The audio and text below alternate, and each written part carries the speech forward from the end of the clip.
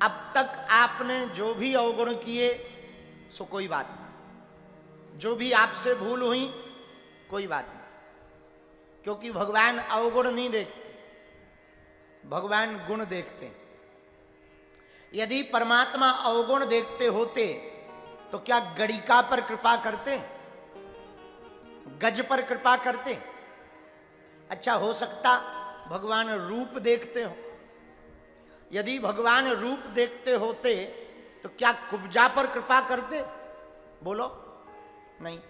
अच्छा, हो सकता भगवान अमीर गरीब देखते हो, यदि भगवान अमीर को मिलते होते तो क्या सुदामा को मिलते? बोलो, नहीं। अच्छा, हो सकता भगवान पढ़े लिखे लोगों को मिलते हो, यदि पढ़े लिखे लोगों को भगवान मिलते होते तो भागवत में गज यानी हाथी को मिल गए। अब तुम ही बताओ, हाथी कौन से स्कूल में गया है? किसी स्कूल में गया? इससे सिद्ध होता है भगवान के सामने ये भी महत्व नहीं। पर भगवान मिलते किसको हैं? देखो, भगवान अवगुण नहीं देखते, भगवान गुण देखते हैं। भगवान दाता हैं, भगवान करुणा अवतार हैं, इसलिए वो क्षमा बहुत जल्दी करते हैं, ये भगवान का स्वभाव है।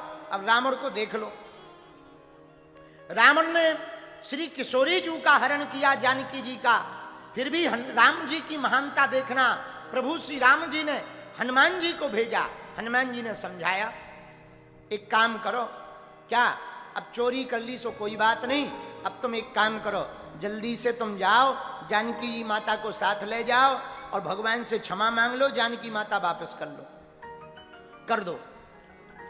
रावण बोला, हम वापस कर दें, हमने झुकना सीखा ही नहीं। और सच में रावण झुका नहीं, वो अपने गुरुजी को भी प्रणाम झुक के नहीं करता था, वो गुरुजी को भी प्रणाम करता था। तो पता है कैसे? बलवान तो था ही, बहुत बलवान था रावण, तो बलवान तो था ही। रावण प्रणाम करता था कि वो कैलाश पर्वत जाता था तो प्रणाम नहीं करता था, पूरा पर्वत उठा के सिर पर रख लेता था। अब बताओ, अब विचार करो, जो पर्वत पे बैठे होंगे उनका क्या हाल होगा? कोई आदमी ऐसा उठाए और सिर पर रखे और ऊपर नीचे करे 2 4 10 बार। अब ऊपर पार्वती जी और शंकर जी दोनों हिल रहे। पार्वती जी ने शंकर जी को पकड़ा, ये क्या हो रहा है? शंकर जी बोले, चेला आया है। पार्वती जी बोली, कौन सा? शंकर जी बोले, रावण। तो बोले, ये कर क्या रहा है? शंकर जी बोले, प्रणाम कर रहा है। पार्वती जी बोली, ये भूकंप जैसा प्रणाम। शंकर जी बोले, रावण जैसा चेला बनाएंगे तो ऐसे ही प्रणाम होगा। आओ, आओ, आओ, आओ, रावण जैसा चेला बनाओगे तो ऐसे ही प्रणाम। तो विचार करो, इससे सिद्ध होता रावण कभी झुका नहीं। लेकिन फिर भी राम जी ने रावण की भलाई के लिए हनुमान जी को भेजा, संधि प्रस्ताव के लिए अंगद जी को भेजा। शास्त्र के रूप में यदि हनुमान जी गए तो शस्त्र के रूप में अंगद जी गए। हनुमान जी ने विनम्रता दिखाई तो अंगद जी ने थोड़ा तेवर दिखाई। शास्त्र हैं हनुमान जी, शस्त्र हैं अंगद जी, दोनों को भेजा राम जी ने, रावण को समझाओ, पर रावण नहीं माना। जामवंत जी को भेजा, पुलस्त के ऋषियों को भेजा, लेकिन जब अंत तो गत्वा नहीं माना, तब भगवान ने वध किया।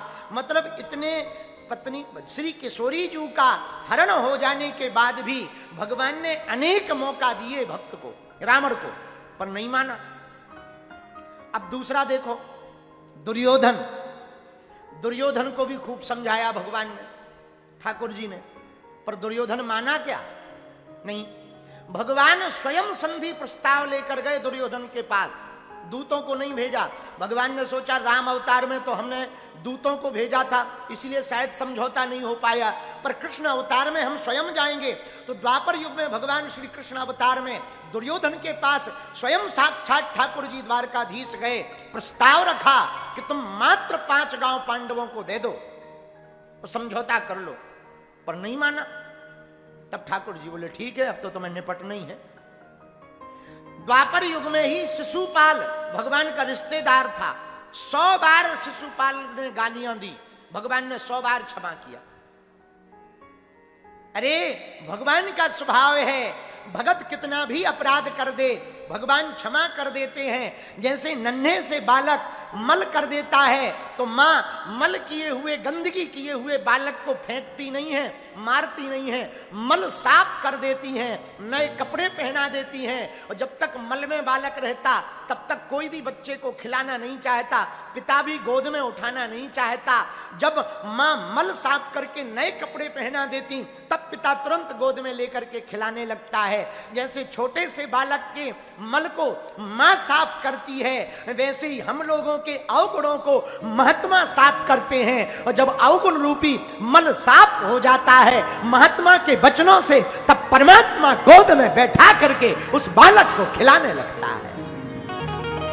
ये भगवान का स्वभाव है। बालाजी महाराज के कृपा पात्र बागेश्वर धाम पीठाधीश्वर परम पूज्य धीरेन्द्र कृष्ण शास्त्री जी महाराज का पावन संकल्प।